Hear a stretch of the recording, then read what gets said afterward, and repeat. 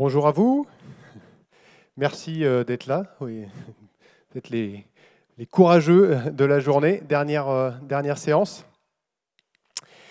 Et merci donc aux sponsors, peut-être qu'il y en a dans la salle, je ne sais pas, est-ce qu'il y en a encore? Oui, bravo. Merci beaucoup pour ce que vous nous permettez de faire. Je prends ma casquette d'orga 2 secondes, mais je pense qu'on a des retours plutôt positifs, donc c'est chouette. Alors, on vous propose de commencer par faire connaissance. Donc, alors, je ne sais pas si on peut baisser un petit peu les spots, que je vois le public, parce que en fait, je vois les spots, mais c'est tout. Je vais vous demander de vous lever à partir du moment où vous êtes concerné. Qui est agiliste dans la salle? Ça marche, vous pouvez vous rasseoir, merci. Donc, Samuel est debout et moi-même. Qui travaille dans l'éducation? Moi, je reste debout. Un petit peu moins. Qui est parent? Une bonne majorité.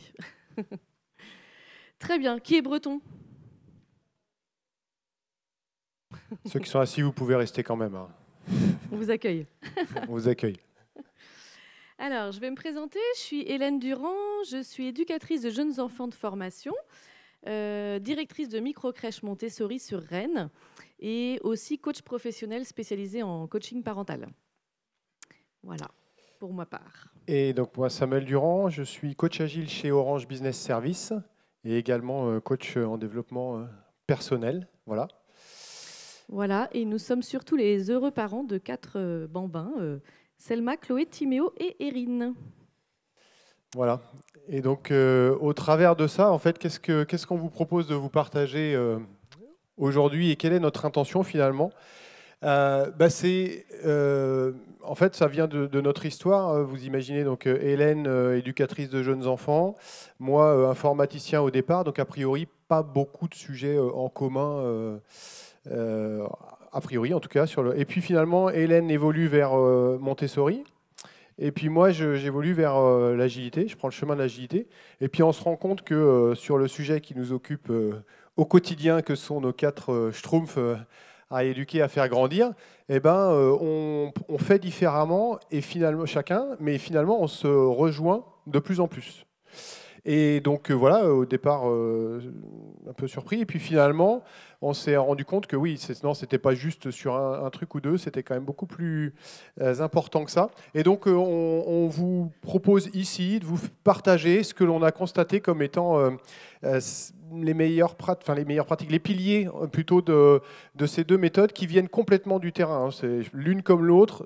Ça n'a pas été pensé en laboratoire et ensuite propagé. C'est pas du tout là. C'est qu'est-ce qui marche sur le terrain, ok, et après, du coup, comment on peut le retirer. Donc, c'est dit que si 2 approches qui n'ont aucun lien entre elles arrivent à des conclusions différentes pour faire grandir et développer les personnes, les individus, eh ben, c'est probablement qu'il y avait quand même des choses en commun, que nous, ça nous était de temps en temps utile en tant que parents. Donc, l'idée, c'est de vous le partager là. Je vous rassure, on est loin d'y arriver tous les jours, bien loin de là, mais de temps en temps, quand même, ça nous aide. On y tend, en tout cas. On essaie, on fait de notre mieux, comme je pense tous les parents. Voilà, donc l'idée, c'est tout simplement de vous permettre de réfléchir, soit en tant que professionnel de l'éducation, soit en tant que professionnel dans le monde de l'entreprise, et ou en même temps, en tant que parent, peut-être au milieu de tout ça, vous inspirer sur des choses. Voilà, et repartir avec quelques pratiques concrètes. Donc on fera en permanence les allers-retours entre les deux méthodes. Et puis on essaiera de vous donner vraiment des exemples concrets pour que vous puissiez le transposer.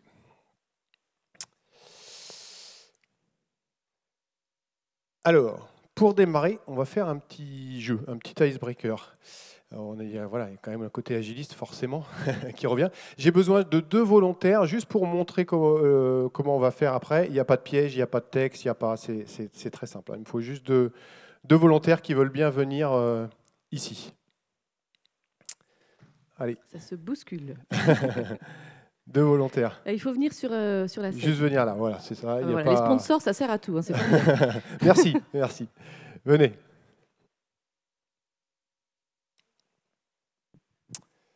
Alors, je vais prendre vos prénoms déjà. Moi, c'est Johan. Johan, merci. Antoine. Ok, merci. Tiens, avancez-vous là. Alors, Johan, toi, tu vas mettre ton poing et ton bras comme ça, d'accord? Et tu vas, je te dis ce que tu vas faire, puis on le fera après, d'accord? Donc, tu vas mettre ton poing comme ça, ton bras comme ça, et tu vas d'abord crier non, non, non, d'accord? Mais très fort, pour que, y compris là-bas à la régie, ils l'entendent fort. Et toi, vas-y, mets ton bras, juste, voilà, sans le faire. Et toi, une fois qu'il va l'avoir dit, tu vas appuyer le plus fort possible, d'accord? Toi, ton objectif, c'est de l'empêcher de monter, ok? Donc, on va faire ça déjà. Vas-y. Non, non, non, non, non. Ok, voilà. Et maintenant, on va recommencer. Et tu vas faire la même chose, sauf que tu vas dire oui, oui, oui. Il faut vraiment que ça aille jusqu'au fond. Et pareil, tu appuies très fort. Vas-y. Oui, oui, oui, oui. Merci. Voilà, donc vous allez faire ça, ok? Donc par deux. Il faut que les non, non, non et les oui, oui, oui soient très forts, ok? Donc d'abord non, non, non, l'autre appuie très fort. Et ensuite, là, vous recommencez l'exercice et vous dites oui, oui, oui, et on débrief après. OK? Donc par deux. Donc, tout le monde par deux. Et on y va. Merci. Merci à vous.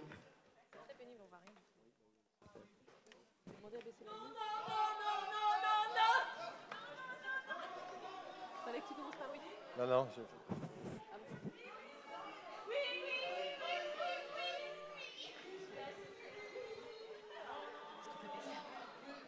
Est-ce qu'on peut baisser un peu la lumière? Peut-être allumer. Ou allumer derrière, en fait. Ou allumer l'assemblée, enfin, ou allumer la partie salle, en fait. Alors, donc vous pouvez vous rasseoir, merci. Oui, oui, oui, oui. Qu'est-ce que vous avez observé? Ressenti. Est-ce que vous avez pu Vous pouvez observer quelque terminer, hein, chose? si vous n'avez pas terminé, Ouais. c'est possible. Personne ne vous regarde. Vivez-le. Personne ne vous regarde. Merci. Alors, est-ce que vous avez observé quelque chose? Il y a plus de résistance sur le oui. Exactement. Ouais, effectivement. Et alors pourquoi? Eh bien, c'était pour vous faire effectivement sentir. Alors normalement, si l'exercice est bien réalisé, on constate exactement ça. C'est pour vous faire sentir qu'en fait, on n'est pas dans le même état physiologique si on est plutôt dans du non, non, non en situation de stress versus du oui, oui, oui, ou qui va activer autre chose. Et ça, et ce, pourquoi? Parce qu'en fait, donc, pour faire simple, on n'utilise pas la même zone du cerveau. Et quand on est en stress, en fait, on a trois grands types de cerveau. Le cerveau reptilien, qui est le cerveau de base. Lui, il fait 4 choses. Les 4 F, vous les connaissez peut-être en anglais. Freeze, donc il est là pour la survie. Et c'est lui qui prend la main en cas de stress, donc il est là pour la survie, donc il sait faire 4 choses. Le fight, j'ai peur, je suis en stress, je vais au combat. Le fly, en anglais, donc c'est je pars en courant. Le freeze, peut-être que personne ne va me voir, avec un peu de chance. Voilà. Et le dernier, c'est le fornicate. Voilà. Donc c'est les 4 choses que fait ce cerveau-là. Donc on voit que le premier... Le deuxième, c'est le cerveau limbique. Donc c'est le cerveau qui gère plutôt la partie émotionnelle. C'est lui qui va permettre de se connecter à ses émotions, voilà, et de rentrer en empathie avec quelqu'un, de rentrer dans cette partie beaucoup plus émotionnelle. Voilà. Et puis le troisième niveau de cerveau, qui est le néocortex, qui lui, c'est le cerveau auquel on fait appel quand on est capable de raisonner, d'abstraction, d'imagination, etc. Donc toute la partie réflexion intellectuelle pure. Voilà.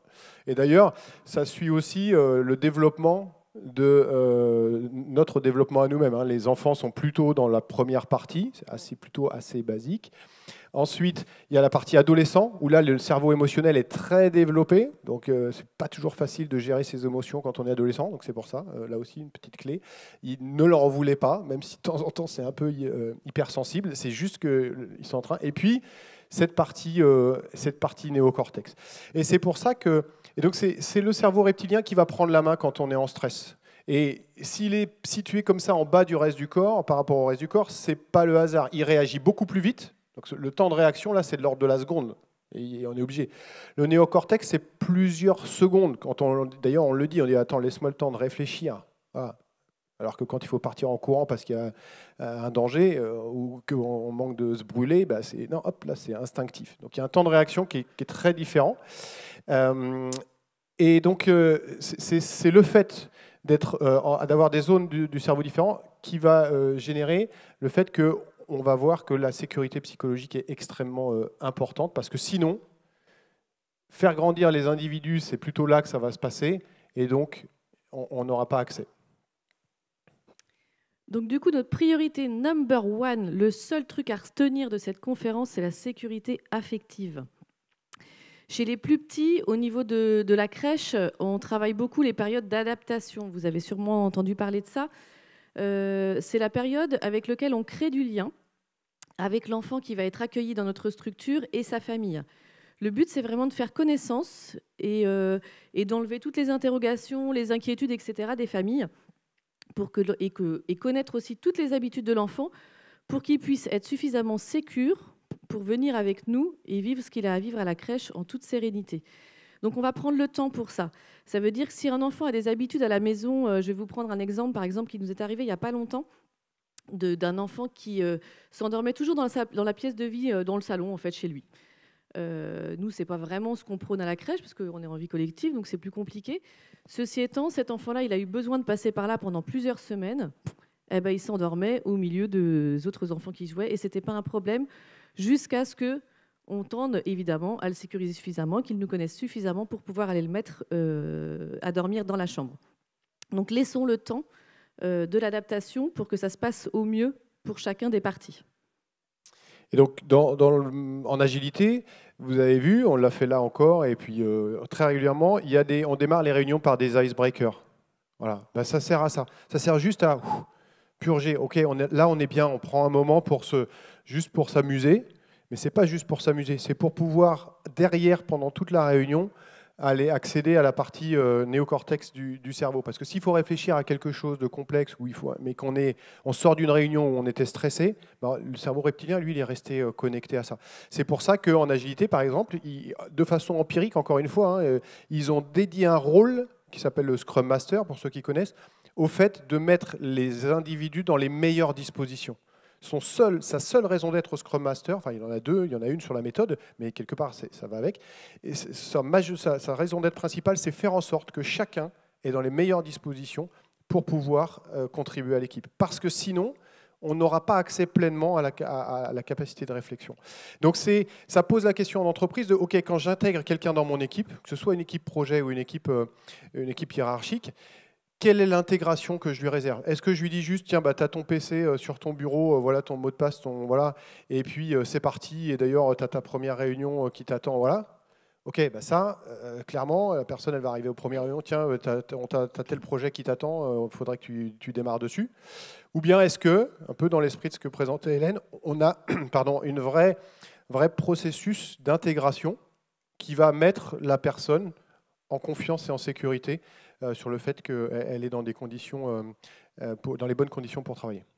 Je rajoute juste quelque chose pour faire le lien avec l'entreprise. On s'est rendu compte, nous, que quand on voulait aller trop vite sur les adaptations ou que les parents poussaient un peu à la roue parce qu'ils reprenaient le boulot ou je ne sais quoi, qu'ils n'avaient pas le temps avant, on perd notre temps à aller trop vite. Parce que derrière, on rame. Vraiment, on sort les rames parce que l'enfant, il n'est pas sécure, il n'est pas intégré dans la structure, il ne va pas vers le matériel, etc. Et du coup, il vaut mieux, entre guillemets, perdre son temps au départ, ou en tout cas vraiment prendre le temps, parce que derrière, on est beaucoup plus gagnant de tous les partis, quoi. C'est important. Je continue. L'accueil de l'émotion. Donc, l'accueil de l'émotion, c'est vraiment une base fondamentale aussi par rapport à la sécurité affective. On a tous vécu souvent un enfant se blesse devant nous.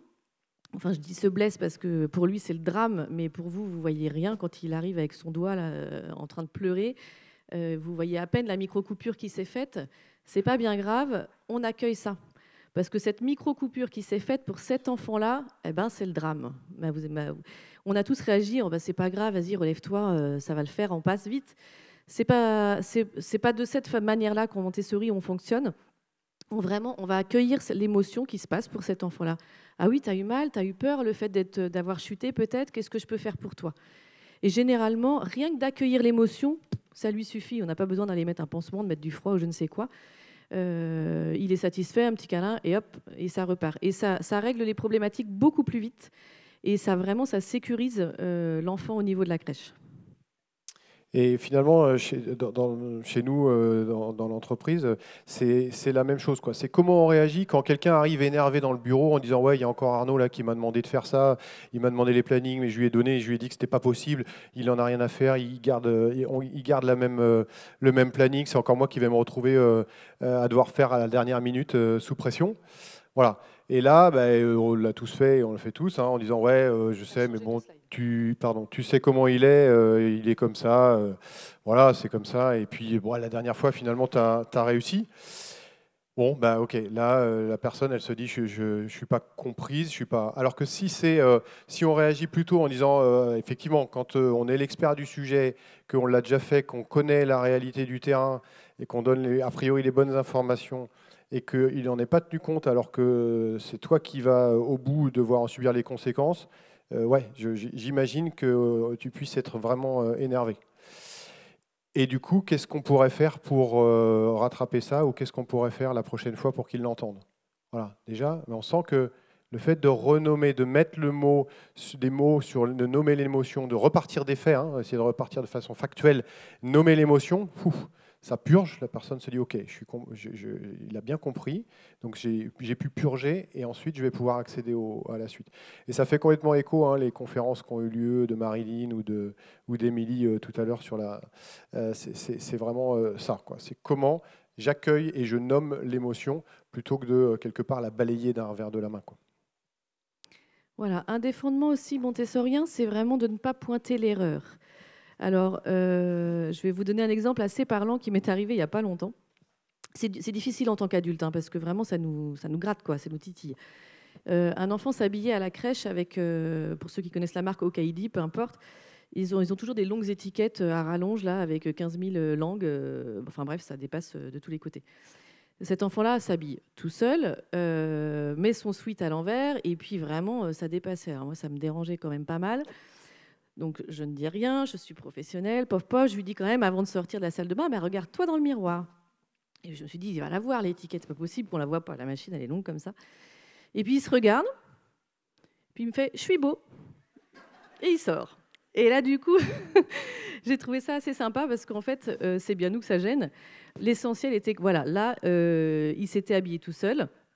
J'ai pas pointé, entre guillemets, l'erreur, c'est une erreur pour moi, hein, après tout, parce que lui, ça ne gênait vraiment pas, il se trouvait beau. Tout ça pour dire que ce qui est important là-dedans, c'est qu'ils sont en capacité après de reproduire et de répéter autant de fois qu'ils veulent. Et puis, il va le remettre, ce sweat, peut-être à l'envers. Et puis, un jour, peut-être qu'il va se rendre compte qu'en fait, l'étiquette, faudrait qu'elle soit à l'intérieur, et que du coup, il va le remettre dans le bon sens.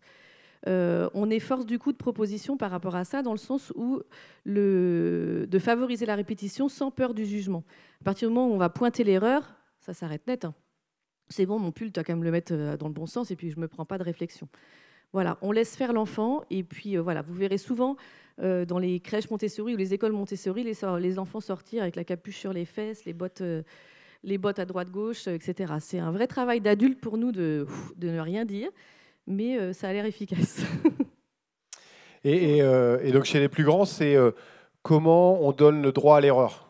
Parce que si, quand on se trompe, quand on a un problème, on commence par nous poser la question, d'abord qui a fait ça? Et ensuite, pourquoi tu as fait ça? Voilà, clairement, la sécurité, on sent bien, hein, rien que si je vous pose la question pourquoi tu as fait ça, ça entraîne une justification, on est direct sur le cerveau reptilien, quoi. Donc ça, le pourquoi, en gros, il faut le bannir. Et on va voir que juste en changeant la formulation des mots, au lieu de dire pourquoi tu as fait ça, on va dire qu'est-ce qui fait que tu as fait ça. Et là, la question, elle s'adresse plus au cerveau reptilien, elle s'adresse à la capacité de réflexion au néocortex. Et du coup, voilà, derrière, qu'est-ce qui fait que tu as fait ça? Et là, on arrive dans l'analyse un peu rationnelle du sujet. Oui, il y a eu ça, il y a eu ça, il y a eu ça, il y a eu ça. Et non plus la justification, parce que le pourquoi entraîne ça. Donc ça, clairement, le droit à l'erreur, il est clé en termes de sécurité psychologique chez les adultes et au travail. Il faut accepter, et ce n'est pas toujours facile, hein, mais il faut accepter le fait qu'on se soit trompé, transformer les erreurs, entre guillemets, j'aime pas trop dire erreurs, mais en apprentissage, voilà, ok, ça n'a pas marché. Qu'est-ce qui fait que? Et donc, qu'est-ce qu'on apprend de ça et qu'est-ce qu'on va faire différemment désormais? Voilà, point. Le reste, le qui, le quoi, quelque part, c'est pas quelque part, on s'en fout. Et j'invite même, moi, s'il y en a qui sont managers ou autres, hein, chefs de projet ou autres, dans la salle, à partir du moment où il y a cette question qui arrive, ok, qui? Il y en a un, il faut prendre la parole en disant, c'est moi, ok, c'est moi. Et maintenant, qu'est-ce qu'on fait? Voilà. Maintenant, on réfléchit à la solution. Parce que tout le temps qu'on va passer à chasser qui et pourquoi, on n'a pas avancé au final. Le problème, il est là, de toute façon. Donc, voilà. Donc, pourquoi? Non. Qu'est-ce qui fait que, s'il y a un problème, c'est moi. Maintenant, on réfléchit à la solution et on réfléchit à ce qu'on a appris de ça. Voilà. Et ça, du coup, ça change complètement le débat parce que ça le transforme en réflexion collective sur comment on en est arrivé là. Alors, justement, ça amène une petite question. Il y a Google, là, qui, vous connaissez Google tous, évidemment, donc a quand même globalement des équipes qui sont plutôt performantes. Et ils se sont dit, quand même, on constate qu'il y a des équipes qui fonctionnent encore mieux que d'autres. Alors, ils se sont dit, avec notre super moteur de recherche, de corrélation, etc., on va essayer de trouver les patterns, quoi, c'est-à-dire ce qui revient, les points communs entre les équipes qui fonctionnent bien. Et donc, voilà, ils ont lancé une étude sur les différentes équipes.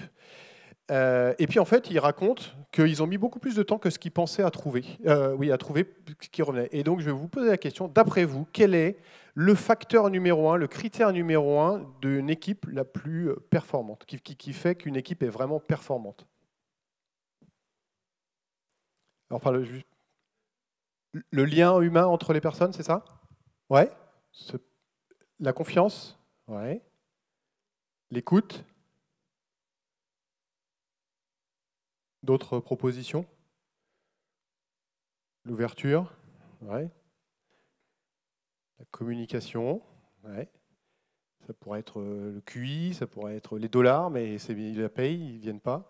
Eh bien, en fait, le premier facteur de succès d'une équipe, tel que Google l'a sorti, c'est la sécurité psychologique qui règne au sein de l'équipe. Donc, c'est quelle est la capacité, la vraie capacité dans l'équipe à ce que chacun puisse exprimer vraiment ce qui lui vient à l'esprit. Si on est en train de parler d'un sujet et que je suis en retard, je vais dire que je suis en retard sans me poser de questions. Si je me suis trompé, je vais dire que je me suis trompé. Si je pense qu'on ne va pas y arriver, je vais dire qu'on ne va pas y arriver. Si je pense que ce n'est pas la bonne solution, je vais pouvoir dire que je pense que ce n'est pas la bonne solution. Et c'est ça qui va faire qu'effectivement, à la fin, l'équipe, elle sera plus performante que le reste. C'est pas tant, effectivement, et moi, personnellement, j'étais un peu pareil, c'était la cohésion d'équipe ou quelque chose comme ça. Oui et non. Alors, ça peut être des effets, mais en tout cas, le facteur numéro 1, c'est celui-là. Et pourquoi c'est celui-là? Parce que si on est plutôt dans une zone de danger psychologique, c'est-à-dire qu'il n'y a pas cette sécurité-là, qu'est-ce qui se passe? On a peur de reconnaître ses erreurs, évidemment, parce que dès qu'on reconnaît ses erreurs, on commence à être pointé du doigt par les autres. Voilà. Et donc là, on commence à devoir se justifier. On sent bien que ce n'est pas un moment agréable. Donc du coup, qu'est-ce qui se passe? On ne va pas trop dire. Voilà, instinct de survie. Hein. Je ne vais pas aller prendre volontairement des coups pour le plaisir. Donc quand il y a un truc qui n'est pas trop clair, je vais peut-être le dire une fois. Si j'en prends une, je vais peut-être le dire 2 fois si je suis courageux. Mais la 3e fois, c'est bon, je vais attendre qu'il y en ait un autre qui ait passé mon tour. Donc du coup, on n'a pas les vrais échanges, on n'a pas les vrais sujets, on n'a pas les vraies données à l'entrée, parce qu'on ne dit pas qu'on va être en retard ou que c'est pas bon. Voilà. Et donc, il y a ce qu'on appelle un effet de faux consensus, c'est-à-dire qu'on prend des décisions, mais sur les mauvaises informations. On pense qu'on prend sur les bonnes, mais dans la réalité, c'est en anglais le false positive, on prend des informations sur des données qu'on pense vraies, on va tout construire dessus derrière, et puis à la fin, le château il va s'écrouler parce qu'en fait, il n'y avait pas la vraie sécurité psychologique pour s'exprimer.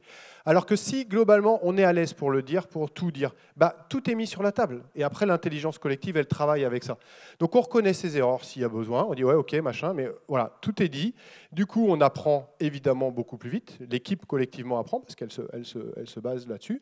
On partage les vrais points de vue. Et on a bien entendu tous les différents points de vue. Et c'est ça qui est le plus important aujourd'hui. C'est de pouvoir avoir l'ensemble des informations et des ressentis des uns et des autres pour finalement arriver à prendre les bonnes décisions, à prendre les bonnes orientations, à innover, à ne pas construire des grands plans alors qu'en fait on n'était pas sûr au départ, mais personne n'avait trop osé le dire. Parce que si on n'est pas sûr, c'est une information. Et donc on va probablement adapter le plan de cette façon-là. C'est-à-dire qu'on va y aller par plus petites Par plus petites itérations. Voilà. Donc la sécurité psychologique, c'est les fondations de la maison. Si je peux encore passer les slides, c'est une chance, ouais, c'est bon. Donc, ensuite, évidemment, pour tout ça, le but, c'est bien de développer la confiance en soi de l'enfant. Donc, on y travaille en faisant bien attention à l'environnement qu'on va proposer à l'enfant. Tout simplement, on va éviter la mise en échec. Juste tout simplement, pour éviter de pointer l'erreur, hein, ça revient à ça. Mais du coup, on va créer un environnement qu'on va préparer en amont pour accueillir les enfants, pour éviter qu'ils soient en échec. Je vais vous prendre un petit exemple parlant tout bêtement. Chez les tout petits, les bébés là, qui savent à peine se retourner ou qui commencent à tendre les bras un peu avec multi-efforts, là, on ne va jamais mettre pour ces tout petits-là une balle qui roule ou un hochet qui roule. Tout simplement parce que voilà, il a déjà fait l'effort surhumain là, de tendre le bras pour aller toucher ce qu'on lui a proposé. Si ça roule et que ça se barre à 2 mètres, aucun intérêt pour lui. Il a fait tout ça pour rien. Donc, et tout l'environnement montessorien, tout le matériel montessorien est vraiment prévu dans cette capacité-là, de mettre l'enfant dans ses capacités au moment où il a ses capacités. Et que ce soit au niveau capacité moteur ou intellectuelle, mais en tout cas, l'essentiel passe par le corps. Et donc, on va faire très attention à tout l'environnement qui est préparé pour l'enfant, en fonction de l'âge qu'il a. Et donc, un des grands sujets pour nous les plus grands, et notamment en entreprise, mais ça marche aussi en tant que parent, c'est quand je délègue, quand je confie une tâche à quelqu'un. Quelle est ma capacité à bien le faire ? Quelle est ma capacité à bien le faire pour que, quand je confie quelque chose en lui disant « Tiens, vas-y, fais-le, et j'ai totale confiance en toi, je sais que tu vas réussir », ça ne va pas être un facteur de succès parce qu'évidemment, on a beaucoup plus intérêt, si on veut que la personne elle se développe et qu'elle recommence et qu'elle-même, que le coup d'après, éventuellement, elle essaye quelque chose d'un peu plus, encore un pas en avant, il faut qu'elle ait réussi le pas d'avant. Donc on a beaucoup plus intérêt à le mettre en situation de réussite que de le mettre au pied du mur et que ça lui paraisse une montagne, voire qu'à la fin, au final, elle n'est pas réussie. Donc, qu'est-ce qu'il faut pour bien confier, pour bien déléguer ?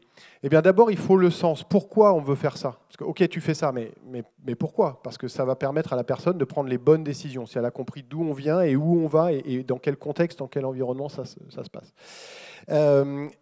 Si on a bien défini la vision, parce qu'on en parlait à la pause tout à l'heure, un exemple de parent, mais c'est la même chose au travail, c'est dire, tiens, va ranger ta chambre. Ok, l'enfant revient, c'est bon, j'ai rangé ma chambre. Puis j'arrive, on arrive, et puis, ouais, bah alors là, il y a ça, là, il y a ça, il y a ça. Ouais, mais si je vous demandais à chacun, c'est quoi pour vous bien ranger sa chambre ? En fait, il y a autant de définitions que de personnes. Que de rangement. Et que de rangement. Et en entreprise, c'est pareil. Est-ce que tu peux me faire ça ? Ok, la personne, elle le fait de son mieux, a priori, elle arrive, et vous lui dites, bah oui, mais non, il manque ça, ça, ça. Mais est-ce que vous aviez dit ?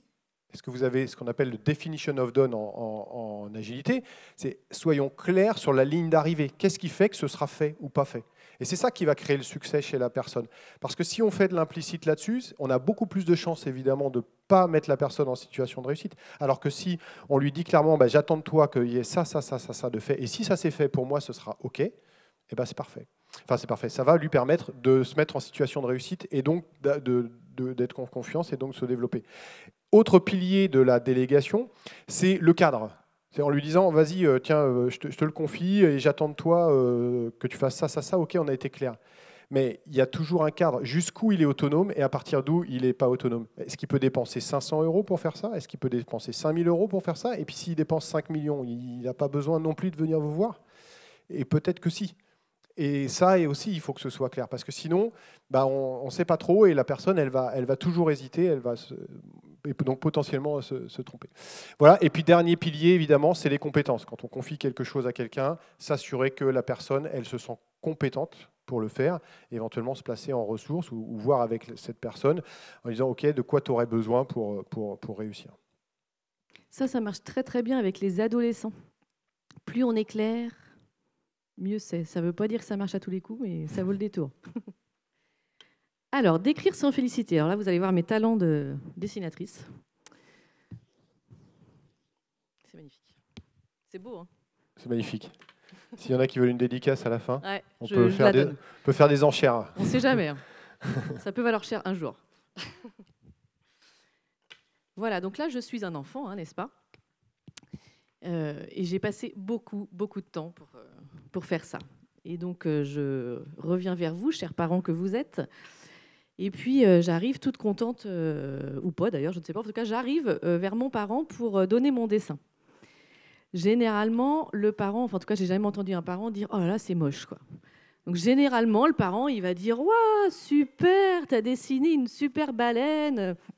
Et puis là, votre enfant, enfin, moi-même, en l'occurrence, je dis « Bah non, j'ai dessiné papa, là, tu vois pas ». Donc, bref, confiance en soi, pas terrible. D'où description. Évitons les notions de jugement, qu'ils soient positifs ou négatifs. Ça entraîne toujours une dépendance chez l'enfant. Il y a des enfants qui ont toujours besoin d'avoir l'aval de l'adulte pour continuer et faire autre chose, etc. Voilà. Un parent va pouvoir, par contre, décrire, sans se tromper, il ne sait pas si c'est papa, une baleine ou peu importe. Il ne sait pas si l'enfant estime que son dessin est beau ou pas. Le fait est que nous, en tant que parents, on dit toujours que c'est beau, mais ça se trouve, il le trouve très moche, son truc. Donc voilà, par contre, on peut décrire. Moi, je vois que tu as mis du bleu, du rouge, un petit point vert, etc., etc. Et ça entame en rien la confiance de l'enfant.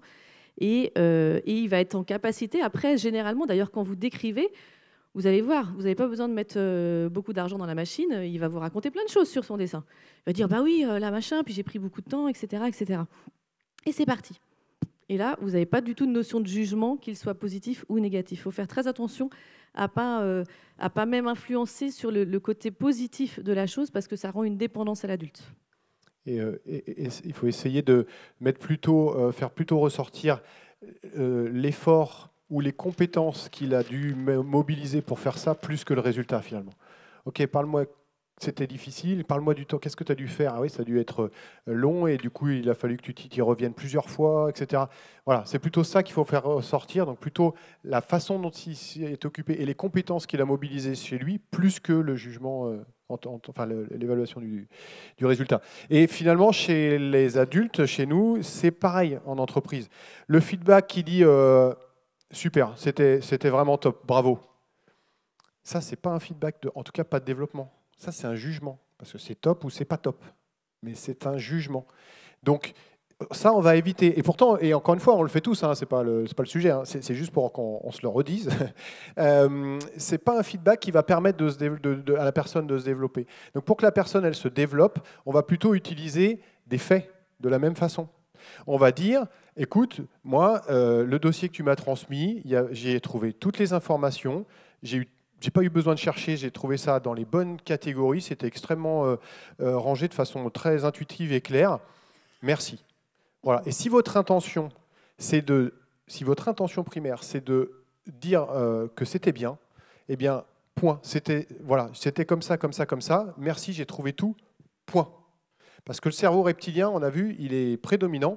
On dit qu'il faut 7 points positif pour contrebalancer un point négatif. Donc si juste derrière, vous dites, par contre, tiens, il y avait juste ça, c'est mort. Votre intention de départ, juste avec les 3 mots qui suivent, c'est pas avec ça que la personne repartira.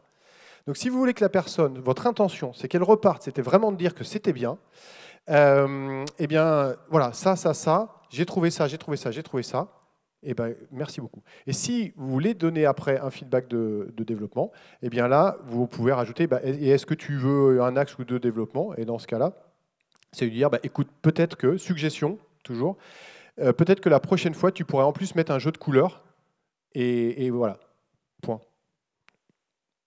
Dans le même esprit, donc on fait ressortir ce qu'il sait faire. Je vais vous prendre un exemple parlant, tout simplement. À table, les enfants ont accès à des petits pichets, des verres, etc. Un enfant, la semaine dernière, voit que le pichet est vide, il se lève, il va chercher de l'eau, le remplit, revient à la table, remplit le verre, ça déborde. On va pas s'occuper du débordement, si, parce qu'il va nettoyer la table, etc. Mais en tout cas, c'est pas là-dessus qu'on va pointer. Il a déjà réussi à voir que le pichet était vide, à aller le remplir, à revenir sans le faire déborder, ou en tout cas en mettre partout sur le chemin du retour, à viser dans le verre. Après, en effet, ça a débordé. Mais il a déjà fait tout le reste. Donc le viser dans le verre, enfin le fait que ça déborde, peut-être qu'il s'est rendu compte que voilà, il a versé trop longtemps, il a versé trop vite ou je ne sais quoi. Mais en tout cas, on va surtout pas pointer ça. Par contre, on va lui dire merci d'avoir été chercher de l'eau. On va lui faire remarquer qu'en effet, il n'en a pas mis sur le trajet, ce qui n'est pas le cas au départ. Hein. Alors ça, c'est toujours plus facile à dire qu'à faire, hein, parce que nous, c'est au premier verre, ça se passe très bien, puis au 10e verre, on en aura le bol. Mais, mais en tout cas, voilà, on tend vers ça, de vraiment pointer les capacités de l'enfant et non pas ce qu'il n'a pas encore acquis. Et par exemple, les rétrospectives en agilité, systématiquement, on démarre par qu'est-ce qui a bien fonctionné ce mois-ci, par exemple, ou cette itération-là. Voilà. Parce que là aussi, qu'est-ce qu'on fait ? On va directement activer le néocortex, etc. Donc, et on prend conscience de ces points forts. Et travailler avec ces points forts, on a des résultats bien plus importants que de vouloir développer ces points faibles. Donc l'idée, c'est faire juste en sorte que les points faibles ne soient pas un handicap, mais voilà. Et par contre, booster les points forts. Donc, de la même façon, on va plutôt chercher les points forts. Il y a par exemple une méthode que vous pouvez regarder qui s'appelle l'appreciative inquiry. Si quelqu'un a des problèmes sur un sujet ou des difficultés, il est en difficulté sur un sujet, plutôt que de pointer là où il est en difficulté et d'essayer de l'améliorer là-dessus, c'est de le reconnecter en disant tiens, parle-moi des 2-3 derniers projets, par exemple, ou sujets où tu as vraiment eu le sentiment de bien réussir. Ok, il y a eu celui-là. Alors vas-y, raconte-moi. T'as fait quoi?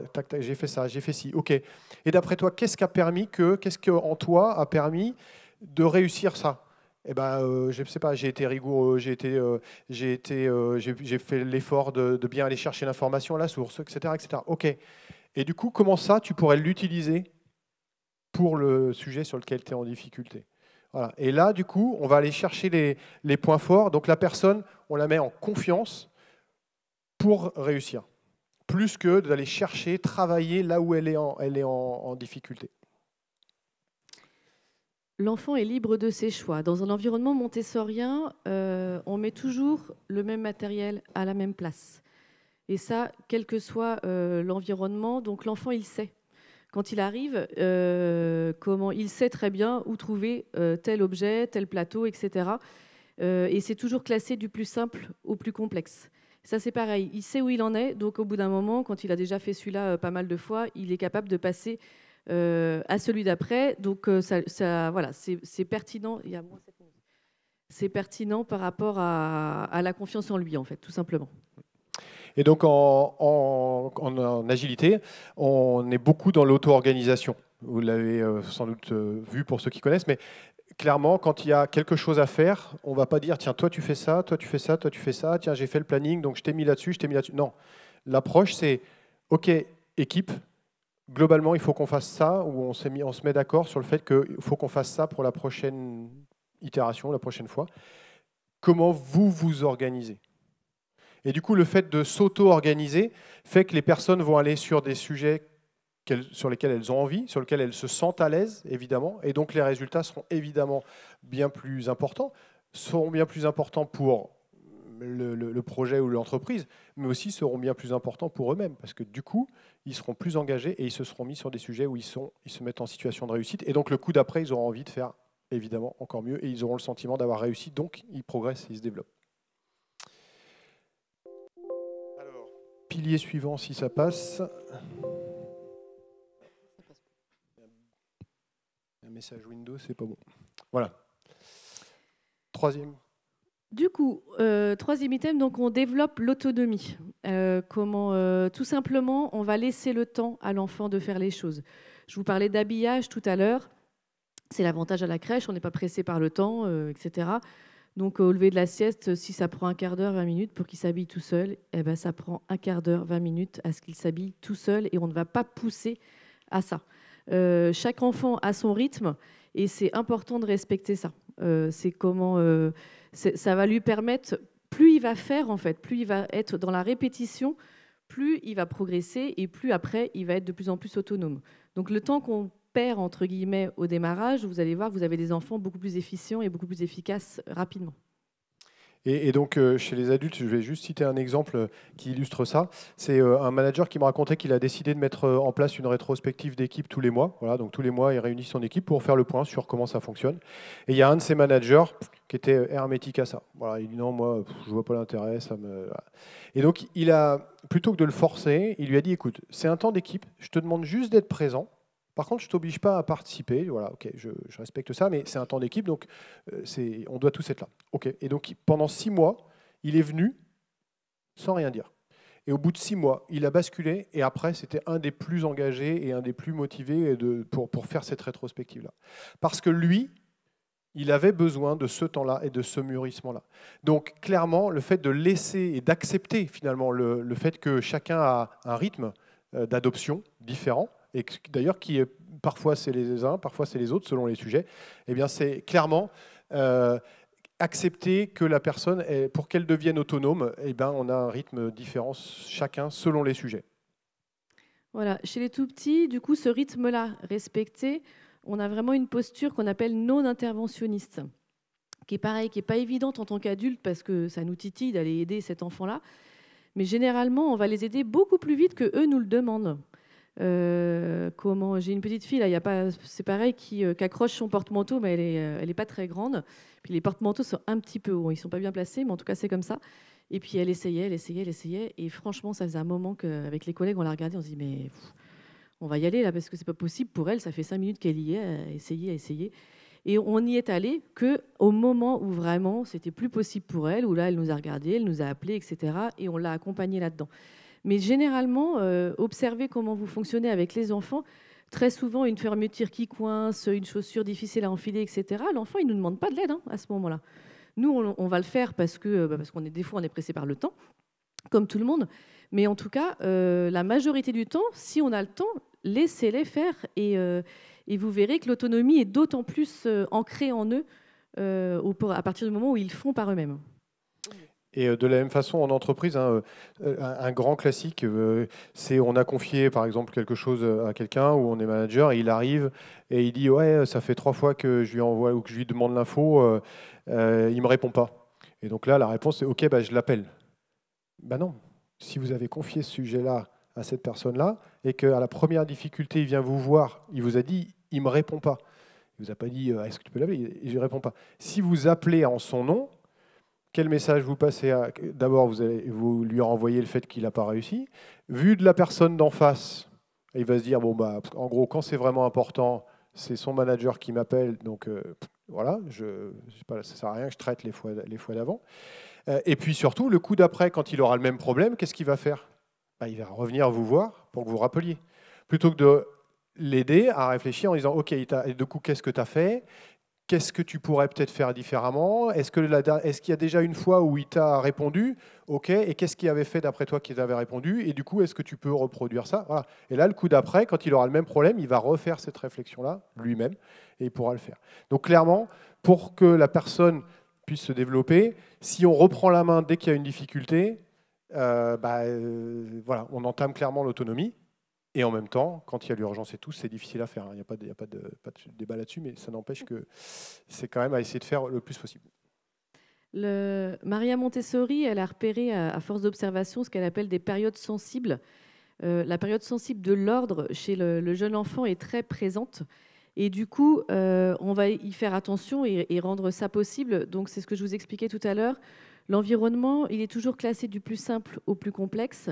Et de gauche à droite. Si vous allez être en crèche Montessori, en Arabie Saoudite ou je ne sais où, ce sera de gauche à droite. C'est toujours le sens de la lecture, de droite à gauche, pardon, je m'y perds. Ce sera dans le sens de la lecture. Donc du coup, voilà, ça répond à la période de l'ordre et puis c'est surtout que ça permet à l'enfant d'être autonome et de savoir par rapport à ses capacités du moment, là où il en est, et d'aller choisir le matériel qui lui convient. De la même façon, en entreprise, si quand vous confiez une tâche ou un sujet, un projet, etc., qu'une personne a besoin pour le faire bien d'informations et que pour avoir accès à cette information-là, elle doit passer par vous, évidemment que vous entamez son autonomie.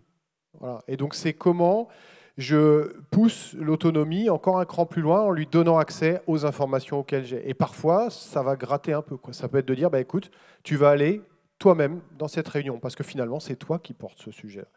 Voilà. Et donc, ce n'est pas toujours facile à faire, mais donner l'accès le plus directement possible à l'information, c'est important. Et en agilité, dans les valeurs fortes, il y a la transparence, il y a le partage.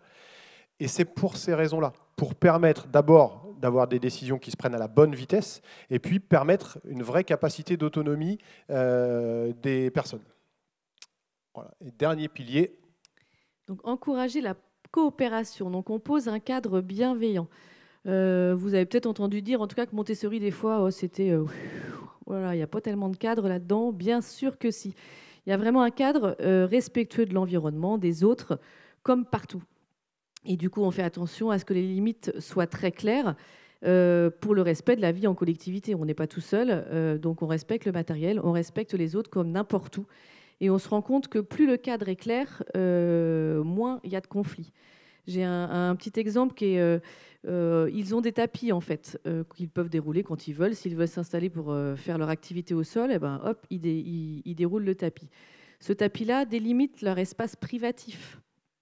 Alors évidemment, il y a des copains, normalement ils sont censés éviter le tapis, ce qui n'est pas toujours le cas, on est bien d'accord. Mais en tout cas, nous, adultes, on est garant de ça. Ça veut dire que celui qui passe par-dessus, eh ben, on va lui signaler, attention, là il y a le travail d'un tel. Voilà. Et au fur et à mesure que le cadre est posé, de manière bienveillante, on répète, 15 milliards de fois s'il faut, mais en tout cas, à force, ça rentre et c'est beaucoup plus respectueux. Et à partir du moment, plutôt vers la fin de l'année désormais, mais une fois que les tapis sont déroulés, on voit les enfants qui slaloment entre les tapis et qui évitent d'enquiquiner le travail des autres. Et de la même façon, dans tous les, normalement, dans tous les ateliers agiles ou d'intelligence collective, on commence par poser ce qu'on appelle les règles d'intelligence collective. C'est quelles sont les règles collectives qu'on se donne pour que l'atelier se passe bien. Alors ceux qui, peut-être que ça va vous parler, mais écouter avec attention, parler avec intention, respecter le cadre, se faire confiance, être bienveillant. Voilà. Et puis, souvent, on en ajoute. OK, et de quoi vous pensez qu'il y a besoin d'autre pour que, globalement, cet atelier se fonctionne bien et qu'on puisse bien coopérer? J'en sais rien, les appels téléphoniques, on sort pour les prendre. OK, on rajoute ça. Voilà. Parce que c'est de ce cadre que naît une liberté derrière des interactions. Et c'est dans ces interactions-là, évidemment, que ça développe les individus, parce qu'on reçoit plein de diversité, plein de richesses, et donc ça nous ouvre l'esprit. Mais pour qu'il puisse y avoir un vrai échange, eh bien, on a besoin d'un cadre quand même. Et donc, c'est important de l'expliciter. On tend aussi vraiment pour résoudre les conflits de façon constructive. Je vais vous prendre un exemple très concret. 2 enfants arrivent dans le jardin et prennent la draisienne pratiquement en même temps, un le guidon à la selle, et vas-y que je tire dessus, ça hurle, ça crie, tout ce qu'on veut, ça nous regarde. Voilà, on va intervenir pour aider à la situation, parce que là, a priori, il y a grosse problématique. On va d'abord retirer l'objet du conflit, parce que tant qu'on laisse l'objet, de toute façon, ils continuent de tirer et puis ils sont tellement focalisés dessus que rien ne se passe. Et puis on va se mettre à discuter. Quelle est la meilleure solution pour chacun d'entre vous? De temps en temps, ça va être des tours de rôle qui vont être organisés, où l'adulte va être garant du respect du tour de rôle derrière, parce qu'après, il y a des petits filous, mais en tout cas, on est garant de ça. Et puis parfois, il y en a qui, rien que le fait d'avoir retiré l'objet, il y en a un qui va prendre autre chose, etc. En tout cas, on va faire en sorte de contenir et d'accueillir les émotions qui se passent à ce moment-là pour vraiment permettre aux enfants en gestion de conflit, en fait, d'avoir non pas ce qu'il veut forcément, mais en tout cas d'avoir quelque chose qui lui convienne et qui convient à l'autre et au respect de la vie collective. Et en agilité, cet Agile Tour à nouveau en est l'illustration. Plusieurs fois, dans plusieurs conférences, la communication non violente est venue. Donc c'est vraiment un outil extrêmement puissant pour justement être capable de se parler et de coopérer, y compris quand on n'est pas d'accord. Vous connaissez peut-être, on va juste vous donner les grandes lignes OSBD, donc observation. Donc plutôt que t'arrêtes de me parler comme ça, voilà, quelqu'un s'énerve, t'arrêtes de me parler comme ça, voilà, c'est mort, le tutu, le truc est bloqué. Plutôt que ça, on va utiliser la CNV, OSBD, observation, je viens de t'entendre, monter le ton, pardon. Sentiment, moi, je me sens agressé là. Voilà. Donc, besoin, OSB, besoin, moi j'ai besoin de sérénité pour pouvoir travailler là et mener ça à bien. Donc, demande, est-ce que tu pourrais garder un ton respectueux et calme, s'il te plaît? Voilà. Et là, du coup, déjà, c'est différent de tu ne me parles pas comme ça. Donc, l'utilisation de la CNV est extrêmement puissante. Alors, juste pour le petit exemple, on a mis ça en famille. Au départ, on se voit arriver à 3 km avec ça. Enfin, en tout cas, on voit l'autre arriver à 3 km. Parce que quand on se lance, c'est hyper... alors, je vois que tes chaussettes traînent dans l'escalier. Je sens que ça m'agace. Donc, c'est très ludique à mettre en place entre papa et maman. parce que du coup, l'autre, il se débrouille au moment où il commence. Mais franchement, ça vaut des bonnes parties de rigolade parce qu'au départ, c'est pas du tout instinctif, c'est vraiment un nouveau langage et ça nous fait des phrases de 3 km là. Et s'il y a juste un truc à retenir, c'est commencer par je. Déjà, forcément, tout le reste derrière enchaîne différemment. Dernier point. Prendre part à la vie et au temps collectif, c'est vraiment tout simplement ce qui renforce la coopération, c'est de travailler sur le sentiment d'appartenance. On ne vit pas tout seul, quoi. On est vraiment dans un système. Donc on va mettre en place, nous, des activités tout simplement liées à la vie quotidienne où on participe à la vie de la crèche. On met le couvert pour l'ensemble du groupe. On va aider à débarrasser les lits ou enlever, changer les draps ou je ne sais quoi. On les fait vraiment participer énormément à la vie quotidienne de la vie de la crèche. C'est déjà très chouette parce qu'il ne faut pas se leurrer, mais en tant que professionnel, ça nous aide, ça nous enlève du boulot, donc c'est chouette. Et puis en plus, pour eux, déjà, ils adorent nous aider et ça crée vraiment un sentiment d'unité qui fait que voilà, on ne fait pas n'importe quoi parce que ça va me servir à moi aussi. C'est bien mon lit que le copain il est en train de préparer ou le couvert qui est en train d'être mis, etc. Donc il y a vraiment un esprit coopératif de groupe et vraiment d'appartenance au groupe. En agilité, on est beaucoup dans la co-construction. C'est-à-dire le fait de faire participer à l'élaboration de la solution plutôt que de l'avoir décidé quelque part. Et quand bien même on arriverait au même résultat, l'engagement des personnes derrière sera totalement différent et le sentiment d'appartenance au sujet sera totalement différent. Donc cette partie co-construction, et ça marche aussi très bien avec les enfants, notamment sur la décision de la conséquence de tel acte. Si vous faites ça, plutôt que de dire boum, ce sera comme ça, non. Qu'est-ce qui serait d'après toi logique et juste si tu fais ça? Et du coup, une fois que c'est là, évidemment, ça leur paraît, ils sont engagés dedans. Et puis la préservation du temps collectif, tout en agilité, les rétrospectives par exemple. On a des rituels, on a ce qu'on appelle des rituels. Et c'est pas pour rien. Encore une fois, ils sont arrivés aux mêmes conclusions que Montessori. C'est important d'avoir des temps d'équipe régulièrement, voilà, les stand-up, les rétrospectives, etc., etc., parce que ça crée ce sentiment d'appartenance et que si on ne les force pas, entre guillemets, c'est-à-dire qu'on ne les insère pas dans l'agenda, le temps file et puis on oublie de les faire ou il y a plein de raisons pour ne pas les faire et puis finalement, ça prend 1 mois, ça prend 3 mois ou ça prend 6 mois, mais à la fin, le sentiment d'équipe et d'appartenance, il est nettement moindre. Voilà ce qu'on voulait vous partager, qu'on a résumé sur cette slide. Donc, les fondations de la maison sans lesquelles, de toute façon, on ne peut pas accéder au niveau d'au-dessus, c'est la sécurité psychologique. Donc, faisons en sorte de mettre dans les meilleures dispositions, chassons tout ce qui est recherche d'erreurs et tout ce qui met de la pression sous une forme ou sous une autre, pour ensuite favoriser, faire tout pour mettre la personne en confiance. Voilà. Là, lui donner de l'espace pour de l'autonomie, et parfois ça prend du temps, parfois ça gratte, parfois, mais voilà, c'est à ce prix-là qu'elle démarre vraiment. Créer des conditions de coopération au maximum, et puis... Et pas le moindre. Et pas le moindre, Thiagui en a parlé tout à l'heure, vous pouvez raconter ce que vous voulez, si vous eux, ce qu'ils vont faire, c'est ce que vous faites. Et si tu as une anecdote quand même qui vaut le coup, et ce sera le mot de la fin, comme ça. Le petit mot de la fin, quand la première fois que j'ai présenté un plateau, très souvent les activités sont présentées sur des petits plateaux en bois, nous. On présente une activité couper la banane. Donc on fait des gestes très très lents, on venait de me l'apprendre. Donc apprenez à couper une banane et éplucher une banane très lentement, je vous promets que c'est agaçant au départ. Et j'ai commencé donc à présenter mon premier plateau devant 3 enfants en faisant ce qu'on venait de m'apprendre. Et sauf que j'ai pas fait gaffe, j'avais le petit doigt en l'air. Alors c'est très très chic. J'ai fait ça tout doucement parce qu'on tire la banane comme ça. C'est long. Mais les enfants, plus vous faites ça lentement, plus ils vous regardent. C'est quand même incroyable. Mais par contre, j'avais pas fait gaffe. Et l'éducatrice, en effet, qui m'a montré cette présentation, m'a dit Hélène, t'as ton petit doigt en l'air. Ah bah, vous pouvez être sûr, les 3 enfants qui m'ont regardé, les 3 plateaux derrière, le petit doigt était en l'air. C'est fatal. Donc, pas besoin de discours. De toute façon, ils regardent les gestes. Et c'est pareil, le fait de ralentir le mouvement, plus on ralentit, plus ils chopent tous les petits détails. Il n'y a pas besoin de discours, on ne parle pas dans ces cas-là, mais c'est vraiment le geste et le fameux petit doigt en l'air, il m'est bien resté.